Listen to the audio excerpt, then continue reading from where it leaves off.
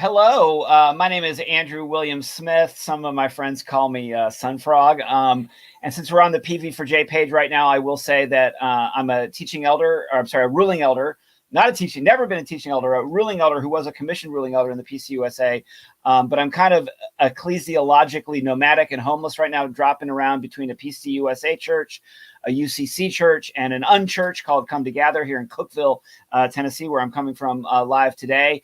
But we're going to call this a joint production of our Justice Devotions podcast and link that up with the Reverend Corey Simon out of Michigan, my former home place, a United Methodist pastor, and he hosts a podcast called The Powers and the Pastorate. And let me read you the one thing he said to me. He serves in Michigan. He's a prophetic artist, and he is trying to beat guns into garden tools. So I think one of my sayings for this week has been that the flyer is mightier than the gun. On Turning Point USA, a lot of their messaging, they use guns in a lot of their messaging, big 2A people. And so my 1A is going up against their 2A, but I get ahead of myself. Corey, welcome to our little thing that we're doing. Thank you for doing this. So we've both run into some trouble about speaking out about Black Lives Matter and anti-racism in our vocational context. Why don't we start last summer? Why don't you tell us a little bit about your summer last summer, and then maybe you can ask me about my summer, and we'll weave it around to what's happening here in the spring, and we'll be here for a few minutes. But today we're talking about prophetic responses to racism in majority white communities where we're working in churches and in schools. Sure. So I work in a rural church, a pair of rural churches here in Southwest Michigan. And last summer, essentially right after quarantine ended here in Michigan, or right as quarantine was ending here in Michigan, I was asked to do a sermon like 2 weeks before quarantine was officially over. And so I wasn't particularly pleased with that. But I decided I was trying to figure out what to preach on, and finally somebody that I know recommended or had mentioned on Facebook how they were primarily preaching from words from Martin Luther King Jr. Because the George Floyd shooting had happened, and they didn't want to add their voice to overshadow any voice of people of color. And so I decided to read or to preach probably about half of Martin Luther King Jr.'s speech, The Other America, which is one of his best speeches, I think. And then from there, everything just kind of fell apart. Things had been boiling during the period of the quarantine period, or during the period of quarantine, and it just kind of bubbled over when I did that, and I started to get like really negative feedback, and some of the leadership in the church tried to drive me out, using every tactic they could. And over what one sermon? Over one sermon, but also just over like my overall, as they put it, my Facebook presence. But when they this is almost so exactly happened to me. But this is June of 2020. One sermon and a few Facebook posts. Well, when you say drive you out, I mean, what is that? Since you're appointed by a district supervisor, what does that even look like? What does that mean? It meant trying to fill out paperwork and put forward like a request for a new pastor, like an emergency move or something like that. Saying that I was unfit for serving this church, that sort of thing. But when the meeting had happened, when they brought up like my quote unquote my Facebook presence, they actually printed out 3 screenshots, and the 3 screenshots were Facebook posts my wife made. So they weren't even posts that I had made that they were bringing up. And so later on in that summer, um, a few of the congregants had noticed that I was hanging a Black Lives Matter flag off the front porch, and they didn't like that I wasn't hanging an American flag off the porch. And so one of them at a meeting, a Now, staff wait, meeting, is this at your residence? yes, And now, is it a manse type situation, or your private residence, or is it a church? it's a parsonage, so it's church Yeah, owned. so parsonage. Mhm. So you put a Black Lives Matter flag at the parsonage, and they said only are you allowed to hang that if you have a larger American. Yeah, either Like the that. ones. Have you been to Detroit where they have the ones that are like over? They have them here all over Tennessee over like auto dealerships. You know? Oh yeah, the massive ones. Yeah, Yeah. yeah. And so one of the congregants handed me an American flag at this meeting, um, and said, take down that Black Lives Matter flag and put up a real flag." And I ended up handing the flag back and saying no, thank you. Um, and then it just kind of went from there. And in the end, in the long run, that member ended up leaving the church as well as a few other people. And things eventually have become more healthy, but even despite that, I'm still leaving. So the Reverend Corey Simon and I, Andrew Smith, and I'm a ruling elder who has served as a pastor and is currently preaching independently on the streets of Cookeville. Had a similar experience in my congregation, and so.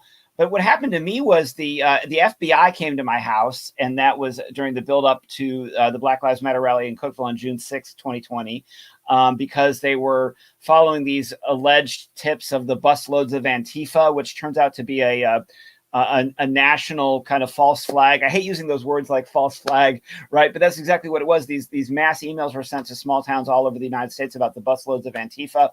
And in any event, it was, I think, a hit operation planned by Attorney General William Barr to harass justice activists in small communities. But the interesting thing about the Cookeville rally, did they have a rally in your small town where you're working? No, the closest rallies were actually up. Well, I guess there was one about 10 miles from here, but there was ones in Grand Rapids as well as Kalamazoo. But like, what's the 10 mile away place? What was that, a medium sized place? That was a medium-sized place, yeah. Major- Small, majority majority white. yeah. So there was all these huge, like, well, I say huge, ours was 300 people, but that never happens in Cookeville. These decent sized rallies in these majority white communities all over the country, just like there were in like communities in Scotland and Germany and places where there aren't even, the minority population is as small as, like, what is it around there? Like a few percent? I mean, like Cookeville's like 90 something percent white. Is that kind of where you live right now, or? Yeah, probably about that in these more rural towns. So the movement in Cookeville was high school kids primarily and college kids, mostly organizing autonomously and alone, many of them with not a lot of organizing experience. And so I didn't really have my pulse on it. And it turned out we were part of one of three groups of approximately that are planning an action all for the same day. And so after the police we got the FBI harassment, we quote unquote canceled our event, but several other people went ahead and, had the event anyway. But my wife filmed my interaction with the FBI, and apparently I was, how should I put this mildly, disrespectful of the officer. I preached him a sermon of sorts. And apparently I have ADHD and I drink a lot of coffee. So apparently I'm a little bit hyper for some people. Like, they're like, hey, Drew, turn it down a little bit. It's great when I'm in the pulpit, but other times they'd rather I wasn't. Like sometimes it's like I'm in the pulpit when I'm like walking across the room, right? So anyway, so they didn't like my attitude or my tone with the FBI. And that video went viral, I guess, on the right a little bit. And so that was getting shared around by conservatives in my town. And so I started getting these threats online that they were going to throw me out of my church. And then just the trolls were going to, remove me from my church. And then I went to this Black Lives Matter rally on Saturday, and I gave a 3-minute impromptu sermon there, and that video got circulated around. But I didn't think that people in the congregation were going to see it. I thought I'd had my settings to mute them to most of my posts. I had like a curated audience, Facebook being part of the problem. I thought they were muted, but apparently when I went live during the rally, which I did for almost the whole day, I had all those set to completely public. And so apparently I had church members watching these videos, live streams from the rally, just losing their ever loving minds. And so I gave a sermon after that, addressing the topic of racial justice from a biblical perspective. I brought in, Clarence Jordan. Do you know Koinonia community in Georgia? He was a Southern preacher in the 50s who had an interracial community in Georgia, and he has a paraphrase of the whole Gospels in kind of Southern speak, but a justice paraphrase, Cotton Patch Gospels, Clarence Jordan. So I read the Cotton Patch version of that, and I told the story of a civil rights period Presbyterian preacher in Tennessee who did racial justice work in the 50s, had interracial dances and like fought off the Klan from like trying to burn down his church, in the 50s. And I preached on that favorably. Apparently it didn't work. And so then I got summoned to a special meeting of the session. Oh, then I got COVID. And after I got, after I had a asymptomatic case, but after COVID wore out, I got called to a summon to a meeting. Rather than bring me in an American flag and tell me, and I had no banners hanging from the church. They planted this All Lives Matter sign in my yard.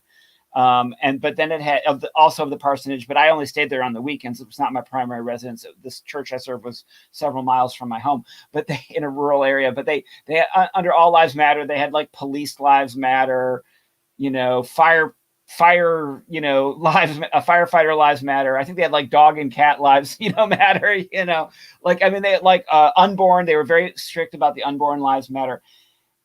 I saw that as kind of an intimidation. And then they handed me this letter. Did you ever get like a written reprimand, like a formal reprimand, like from the congregation?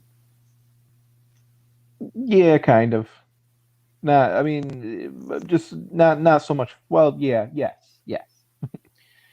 So do they have any supervisory authority over you, or is it only your district that? It's primarily just the district. So like the district superintendent makes the final call. There's a reason the Methodists do it that way. Yeah. I would guess your soup is going to be a little bit more sympathetic to your side of the story than the angry congregants, especially during a time like this. Yeah, usually. So my board of elders, who are my bosses and essentially domestic, even though we have a regional polity called the Presbyterian, they're intersectional. All these committees are intersectional and they're overlapping and interlocking. So they don't have, the session doesn't have total authority over me, right? But they gave me this reprimand basically that was a prior restraint document. Remember back in the 60s, that was the kind of thing with free speech. There was like they would give you had free speech, but like in the movements of the city. So this document was so terrifyingly worded, and it was written by somebody that wasn't currently on the session.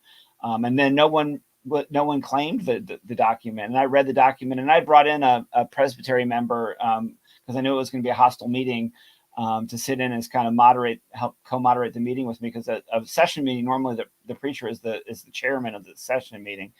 And that was it. I submitted my resignation on the spot. I gave one more sermon, and that was the end of my pastorate there in Sparta, Tennessee. So rural Sparta, Tennessee. So did you get any like threats on social media or like from other locals in your town? Nothing too outrageous. Like I know there were people like talking about us behind our back. Obviously, because bad gas travels fast in a small town, you might say. There was one instance when we kind of realized how bad it had gotten in some ways when my wife was at a congregant's house, and she was just kind of talking to the person, and this electrician showed up to do some work, and he asked who that was, referring to my wife. And the congregant told her, and he responds something along the lines of, "Oh, well, she's terrible. Have you seen what she posts about police on Facebook?" And like, we didn't know this guy. Um, this guy was just some complete rando from the town, and but that single-handedly made her make her entire Facebook presence private. Back in the 20s and the 30s, they in places like Chicago, they would have these soapboxes, and people would come and they would all just vent and rant. And sometimes you'd have leftists and liberals and rightists and and it was just there was one in Chicago, I think it was called Bughouse Square, and it was just slinging, spit slinging rhetoric and propaganda. And you had people peddling newspapers. They had daily newspapers, like daily communist newspapers and stuff, and anarchist newspapers in the United States for all like this 100 years ago. And in the earlier days of our tradition, apparently over theological battles, I think they like killed each other a lot of times over like theological controversies. I did take a church history class. It's not my specialty, but I think they killed each other over doctrine. I think the Reformation was involved a lot of bloodshed again over doctrine. So here we are where we're afraid. So people badmouth social media a lot, and that's why I refer to them to these earlier days when doctrine and ideas were so fiercely debated. That I don't think this idea of fierce public debate is new. I think maybe the anonymity or the sense of safety of that the virtual space affords one maybe makes people think it's different. But I don't think it's that different than slinging spit on a soapbox. Yeah, and I don't even necessarily think it's always been necessarily theological divides. I mean, in a sense, it is because everything's theological. But it's also, I think in some ways, it's almost more political in terms of divides.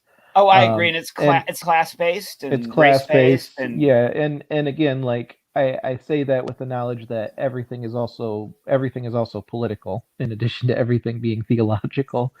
But when you think back to like the Catholic and Protestant wars, for instance, that had more to do with like the call or the question of authority and power in the political realm than it did the theological question of whether or not we should baptize babies, for instance. Um, I mean that I, there are of course exceptions to that rule. I mean, John Calvin did burn a heretic at the stake, so I go to 12 steps, and I'm a recovered alcoholic and drug addict, or not recovered, recovering, or barely surviving sober person. But we have this saying out of our literature: lack of power is our dilemma. So I think yes, I think that intersectionality between politics, theology, and basically power, it's all embedded and interlocking for people like us. But did that continue, or did it in small town Michigan, did it calm down like over the, or have you felt now?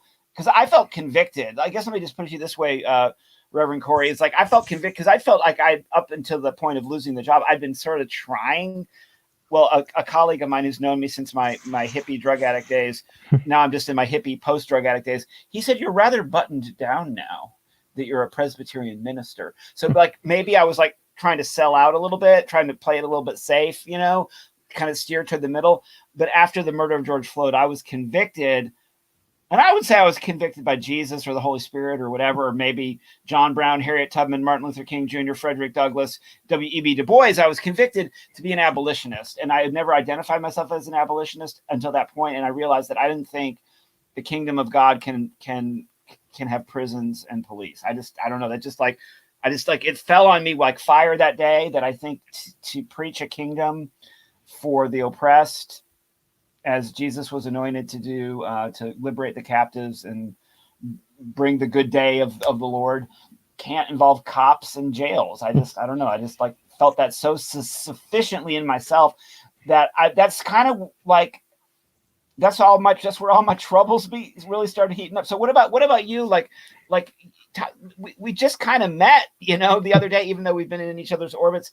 So like, outside of your job, don't you have some fairly radical views about these topics? And how do you situate your radical political views with your theology? Oh goodness. Yeah, I center or I would label myself somewhere kind of spiraling between constantly going back between like socialist democrat or socialist what's the word I'm democratic socialist. Somewhere between there and full on anarchist at times. Probably leaning more towards anarchist at this point. Have you looked And at like Dorothy Day and the Catholic worker tradition? Are you? oh Yeah. yeah, oh yeah. Reading like Theodore, The Conquest of Bread, Mutual Aid.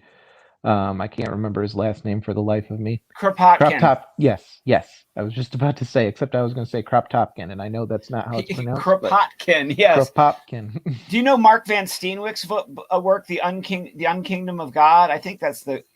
Yeah, there's a writer from Minnesota who's, I think he even started like the Mennonite worker or something. He was trying to start Okay. like a Catholic worker in like a, yeah. Anyway, so keep Yeah. going. Yeah. So And they like admittedly I don't want to use the word backed down so much as kind of like toned down how it is I present my sermons and self as a pastor, in part because it's easier that way, but also just because it does more in some ways to try to begin the process of getting people to think differently. Um, and I'm torn between the two, whether or not it needs to be all disruption and all confrontation all the time, and or if it needs to be like give and take, so to speak. Not necessarily give, but um, not be so confrontational all the time, while also not stepping down from the truth. I'm really like a kumbaya, hippy dippy, unicorns and rainbows, kind of Grateful Dead, twirling around, kind of whirling dervish guy. But at the same point, also, I felt the fire ever since last summer, and I think we gotta have both. And the thing we live with around here is we had this really, really, really, really bad tornado that just swept through our town, that brought many gifts of restoration. So there's a lot of mutual aid. There was a lot of neighbor to neighbor, hand to hand support. But then it also brought President Trump to town, and they lost their minds. It was like the Beatles, first trip to New York, and so that mutual aid started to fade with the pandemic because we had the anti-mask marches and stuff like this, and we have a lot of anti-vax, anti-mask communities around here, and then there's like people, whenever there's a bad event. I had somebody in my church. I live really close to the church that I used to serve. I live really, really close to the line of fire of the tornado. I mean, the really bad tornado just missed me. And I was telling this at like a Lenten potluck. It was like a couple days before the shutdown. So it was one of the last public gatherings before shutdown in March, early March. And the tornado was like March 2nd or something like that. And in front of like all these other like church ladies, this gentleman said to me, "Well, the tornado missed your house because you're right with the Lord." And there's little children, Corey, died in this tornado. And I said, in front of all these people, I just said, "I rebuke you for saying that I got spared because I'm right with the Lord, because you're implying that these little children that died, these middle school children that died, weren't right with the Lord. And I suffer that not. God is not a meteorologist. And we don't, and even if you think he is, we don't say that, to the grieving. And ever since then, I've just decided I need to go around rebuking people. So the sermon I gave on the square in Cookville is called "I Rebuke Racism in the Name of Jesus." And so I've had to step back from that from time to time, like you said. But I for the 3 years I was in that church, I always thought, well, I'm not going to be confrontational. I'll slip in these little bits of subversion in this subtle way. My subversion was so subtle, nobody noticed it, except one Sunday I gave a sermon. It was 4th of July, and it was the most patriotic sermon I've ever given. It's had a lot of like Barack Obama, kind of tones in it, right? And it was the text was where the cloth of Jesus's garment heals the woman who's got the bleeding problem. And I said, these people it was right when there was all the lockups were getting a lot of publicity. I said, these people at the border, they just want to touch the garment of freedom, And I mean, it was way more pro-American and jingoistic than I normally am on like my, it was a pure like Barack Obama kind of moment. And we sang the Battle Hymn of the Republic, and it was 4th of July. I mean, I can taste the corn on the cob and the barbecue right now. And this woman met me we don't really have a narthex, but she met me at the back, on the way out. Basically, if you ever say that again, Obama started those camps. And if you ever preach that again, I used to be a Democrat, but then, then NAFTA, blah, blah, I have to find another church if you ever preach like that again. I mean, and it was like, but so usually my social justice was so subtle that nobody even noticed that it happened. One other time I got blessed out by the same person was when I talked about Mary and the Me Too movement. Basically, believe girls, believe their narrative about what happened to them. So why don't you, Corey, do your best to kind of tell me how you found out about my current troubles and how we ended up here, and maybe interview me just briefly about what I'm going through right now, maybe just for a few more minutes, and then we'll. So, because that's how I feel so much solidarity from you and other siblings, other progressive religious siblings around the country, given my current predicament. Oh, you're muted. Got to unmute. Okay. Yeah, so I started some time ago, a few years ago now, a Facebook group called the Dissenters, based off the William Stringfellow book, Dissenters in a Great Society, and largely I wanted to create a space that kind of at the time really leaned into just kind of being a fan page for William Stringfellow, essentially. And as time went on, that started to shift into just wanting to examine the political theology of how it is that we should be talking about matters of justice and everything else that falls under the purview of that. And that's how we got connected, I believe, somehow.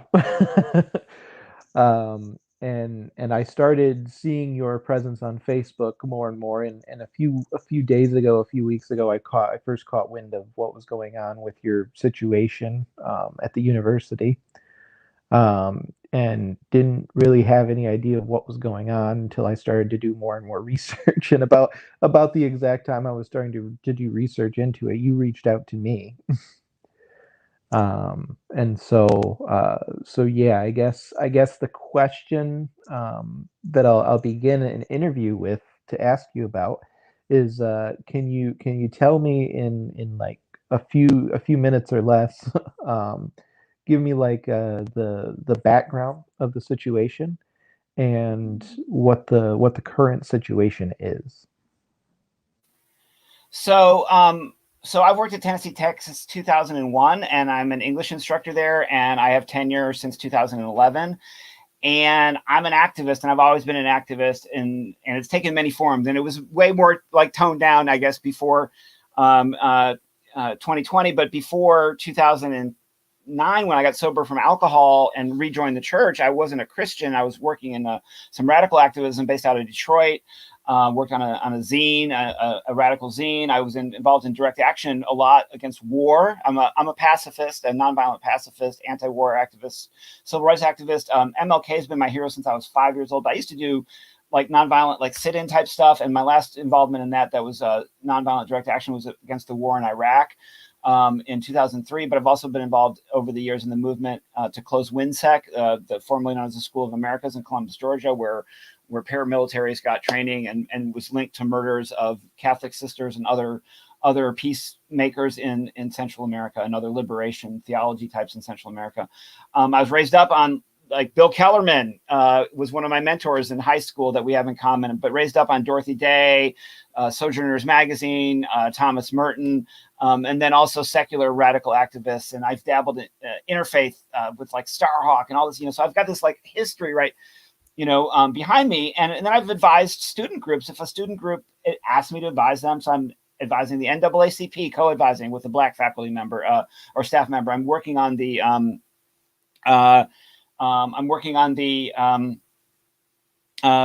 student environmental group. I work with the college Democrats, and I get a lot of heck from that. Here in Tennessee, I just want to say we need a big tent. So you mentioned social democrats versus like, or Democratic Socialists of America versus like kind of communal anarchy or whatever. So like that's my jam too. But I feel here we have to have a really, really big tent. And so I root my activism in the church wholeheartedly in the crucified and resurrected Jesus and his radical hospitality for the poor and the oppressed and those at the margins at all times, and his embodied incarnational version of that, his very humanistic version, his very touch-based version, his food and dirt-based version of that. But I've dabbled on from the center to the far left. But here in a place like Cookeville, I believe that we need to work together with our colleagues, and so I've on and off I've worked with the college Democrats. So I'd never heard of Turning Point USA until 2019, when they posted a flyer with the college Republicans making fun of Bernie Sanders, Elizabeth Warren, and Joe Biden for the debate party, and they called it the Do Nothing Debate Party, and they mocked Elizabeth Warren as a indigenous person and put the word Pocahontas by her. And this flyer was very mean, and it got sent out to everybody's email. Everybody's tech email. So we are at that point now, where we're like, who's Turning Point USA? That's when I learned about Charlie Kirk. I learned about a lot of their problems. And just for like anybody's not heard of them, please Google them. Google Turning Point USA racism. Google Turning Point USA dark money. Turning Point USA January 6th. I don't want to read all the receipts here, but there's a lot of issues with Turning Point USA, and I do believe that they're a far right neo-fascist hate group. I don't believe that they're in the mainstream of anything that politically. And granted, people will say I'm outside the mainstream. I'm on the far left. They're on the far right. What have you? But my values are. I don't want my values or my actions to be equivocated with this organization as their free speech versus my free speech. Hey, if that's how y'all got to spin it, that's fine. So here we are, 2019. That happens.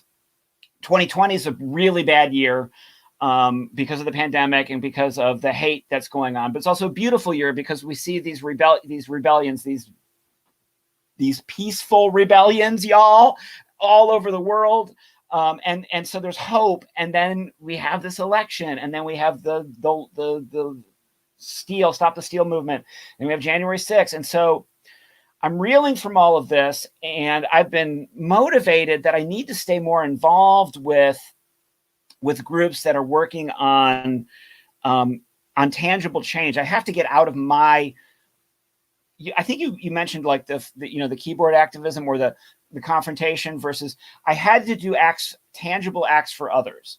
So going with Kropotkin, we formed the Cookeville Mutual Aid Society, which is we're now supporting unhoused and incarcerated persons. So I got really involved in the movement to support people without homes and people in prison here in my local community. And through all of this, I got exposed to this particular internet troll who was harassing a lot of my friends, and come to find out that they're a colleague of mine at the university. I didn't know that. They're an internet troll. Anyway, I'm hearing a lot of bad stuff sideways about this internet troll. Now, we'll leave that aside as well. Well, come January, that thing happens in DC. Then I find out that this internet troll has been named the faculty advisor for the student organization of Turning Point. I didn't know that we had a Turning Point organization on campus. It was now official, even though their name had been on this flyer 2 years ago, even though in the New Yorker in 2017, they had a victory list that said they command the SGA here at, they claimed the SGA on all these campuses across the country. They claim they kind of not own, but whatever, that their influence is well received on the SGA here at Tech. So I got involved in the Tennessee Indigenous Coalition at the prodding of some colleagues of mine, including Professor Gruber, who was in the hot water with me. And so they're in a movement with another colleague of ours named Sayota, who's an enrolled member of an indigenous tribe. A lot of these folks that we're dealing with here claiming that they are indigenous are not enrolled members of a tribe. And my understanding, I don't fully understand how this works. My understanding is if you claim to be part of that community, you're an enrolled member of a tribe and you participate in their way of life, their cultural, religious, and socio-political way of life. That's like a thing, right?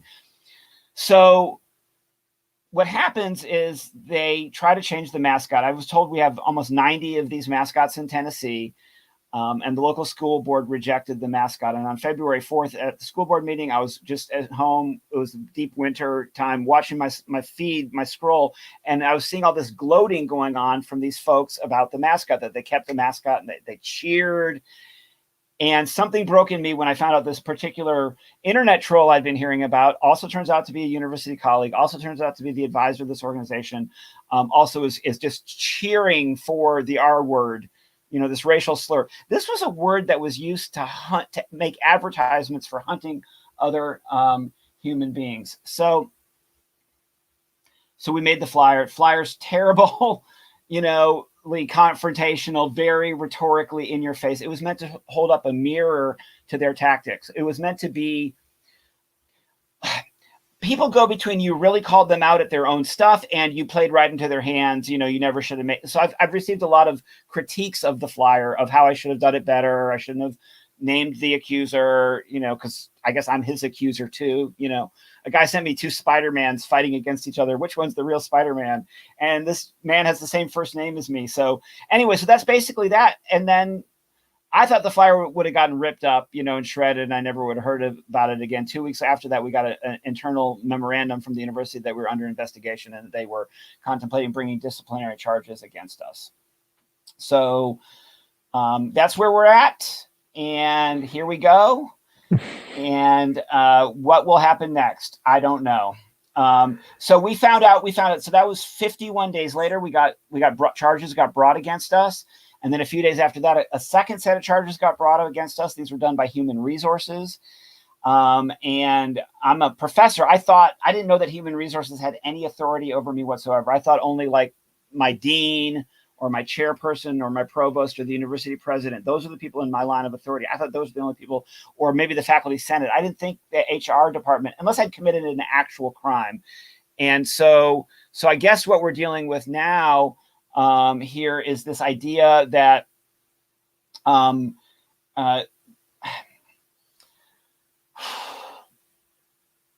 that there are certain things that should be treated like a crime. If I hit somebody or hurt somebody, or sexual assault and all of these other things, or even public intoxication. I mean, there's so many things that a university could treat as an actual crime that this doesn't qualify as, right? Right. And even in terms of rhetoric, there's a vast difference between calling someone a racial slur and calling someone racist. And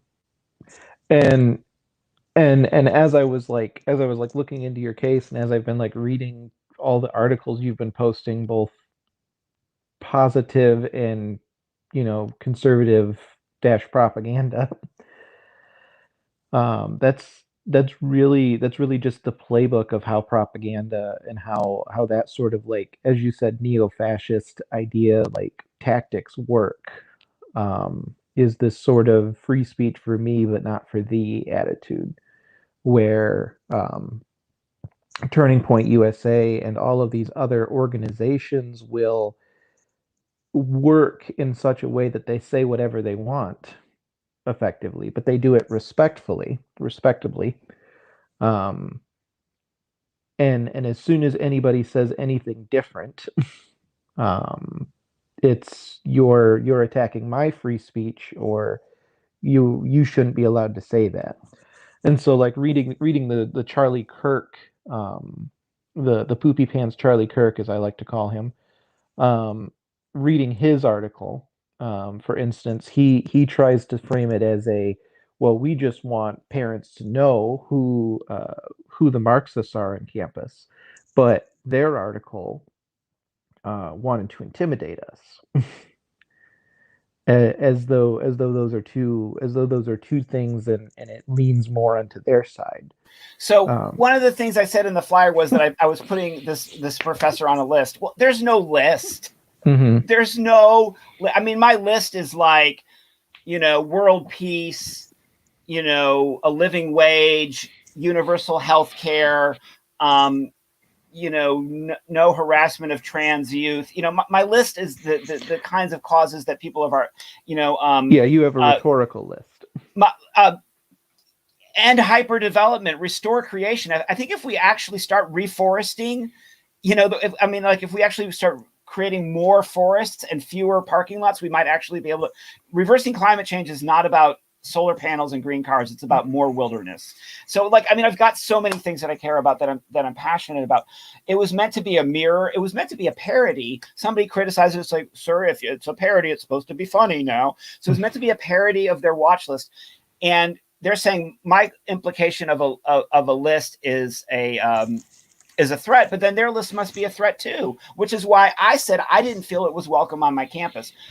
I know that I don't have the authority, and everybody knows that I do not have the authority to ban them from my campus. We know that there are particular channels where these things go through, and I obviously wasn't on that committee that day. If I was on that committee, I would have spoken out against it. My vote would have been counted. I still would have lost. I think there were several colleagues that spoke out against it that day, but they still won that their approval went through.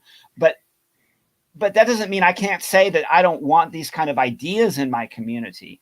And I'm unclear if they're saying they're not racist or they're saying I think what we're dealing with here, Corey, to be honest with you, and I'm realizing we've been at this for a little while, and I would like to talk all day with you instead of doing my other responsibilities, but I still have the job, and part of the thing is trying to keep the job, right? So I need to look at these other tasks.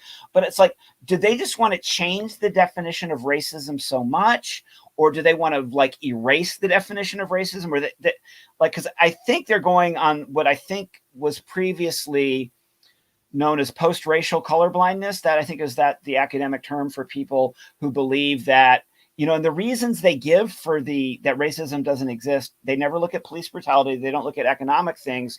They just talk about these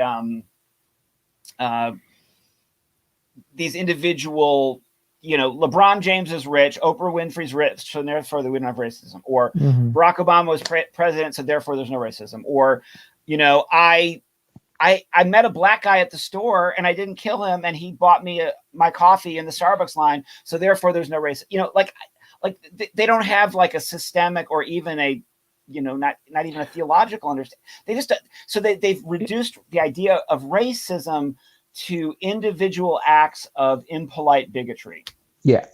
Yes. In I don't know how to frame this. And you definitely can't say that doesn't exist because people are mean all right day long. in the right wing sense of dialogue surrounding racism, and even in the centrist idea, I would say, because it's hard to, because when you try to talk about racism, you kind of have to start with teaching people about how it's systemic, not individual, case by case, and what we often define as racism is actually just prejudice.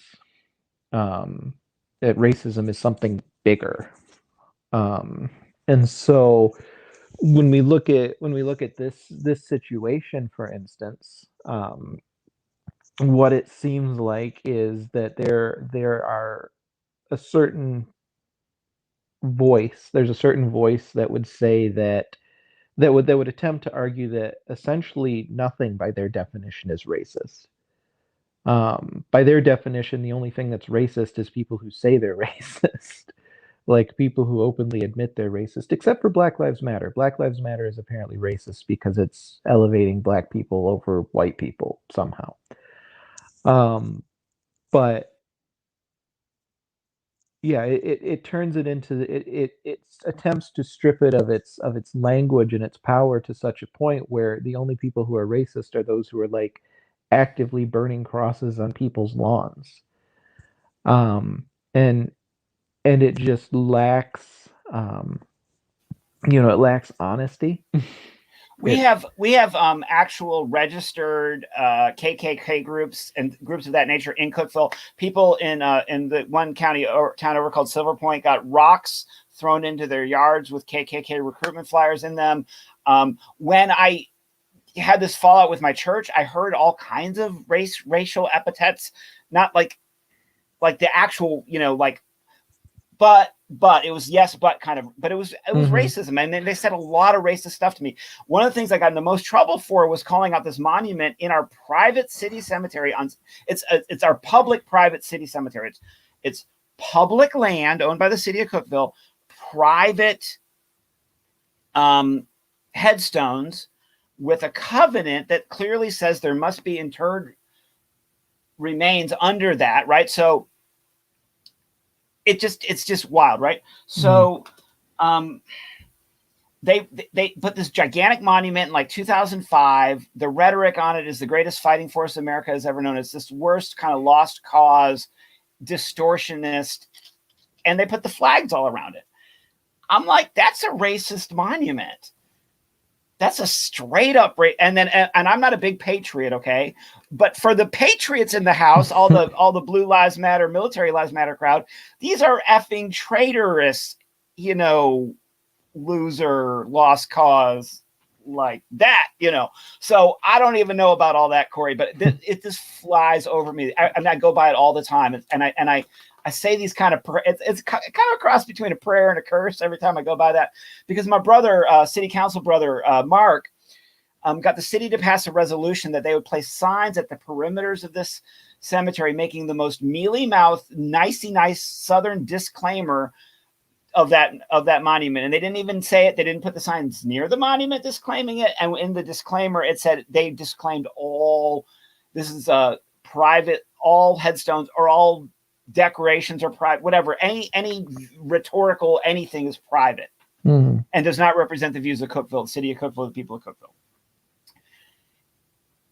People came to this man's yard and parked in their trucks with their Confederate flags all day, just kind of sat there. He got death threats. He's got a little baby, like a year-old baby child, his first child. He's a young man, this a lot younger than me, your age. This guy's your age. He's got his first child. He's a city councilman, young businessman, former state trooper, ex-cop. They threatened to kill his little baby over a disclaimer. So, I want to keep talking about the mascot in my community. I want to change the mascot. I want to change all the mascots in Tennessee. I want to keep talking about systemic racism. I want to talk about Turning Point USA as a platform for hate. And I don't there are receipts, and I'm not going to. I was doing one of these interviews last week, and I started reading the receipts, and they're so offensive. The host cut me off. Google Turning Point USA dark money, Turning Point USA racism, Turning Point USA. Hate group, Anti-Defamation League, Southern Poverty Law Center. These are kind of like vetted organizations. Like, I can't call up SPLC and be like, man, there's this Methodist up in Michigan, and he said he didn't like my hat and he didn't like my MLK painting over behind me over here. Can you please put him on the hate list, please? This is a site. They have an articulate process for vetting these groups. And they're not on the list, but they've both been flagged. I'm sorry. So they're like, somebody wrote me, a former professor of mine at Vanderbilt Divinity School, where I have the Master of Theology, wrote me an email. He said they're kind of like KKK light or hate group light. So they're at that, but given the way the rise of fascism took place among the youth, among the brainwashing of the youth in pre-Hitler Germany, I think we have to keep our eye on this ball of Turning Point USA, their tactics, their rhetoric, their money. And Professor Gruber and I, we ain't all that, we were independent. We had no organizational backing. We acted alone. We acted anonymously because we feared the kind of response that we got. Mm-hmm. And anonymous speech is protected by the First Amendment. And they're proving to me why you have to do some things anonymously in this town, because there will be retribution. So,